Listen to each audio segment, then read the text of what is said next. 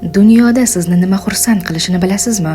Ulug' sahobalar ham Rasululloh sallallohu alayhi va sallamdan qalblarini taftish etishni, bu dunyoda o'zlari yoqtirgan, kelajakka umid baxsh etadigan, amal va ihsonga undaydigan va shu bilan birga g'am tashvishlarni aritadigan narsalarni aniqlab olishni o'rgandilar.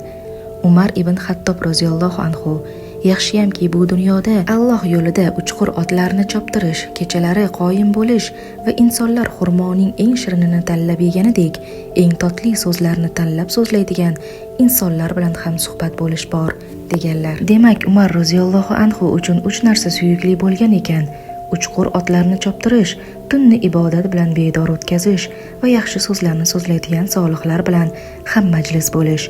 Ular bilan birga o'tirish yaxshilikni ziyoda qiladi, qalblariga sokinlik olib kiradi. Muaz ibn Jabal roziyallohu anhu bemor bo'lganlarida Alloh taologa shunday nido qilganlar: Allohim, o'zing bilasan, men oqib turgan anhorlar uchun, soya salqin bog'larda o'tirish uchun, ayollar bilan birga bo'lish uchun yashashni xohlayotganim yo'q.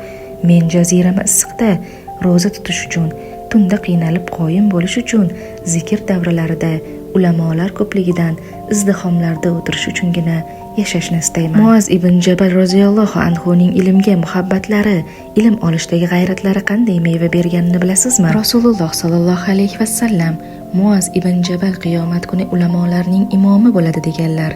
Muaz roziyallohu anhuning martabalari, sharaflari, o'zlariga xos xislatlari ana shunday bo'lgan. Endi esa u dunyoda bu zot ulamolar jamoasining sayyidi bo'lar ekanlar. Vaholanki bunday sharafga ega bo'lish uchun u kishi ko'p vaqt sarflamaganlar.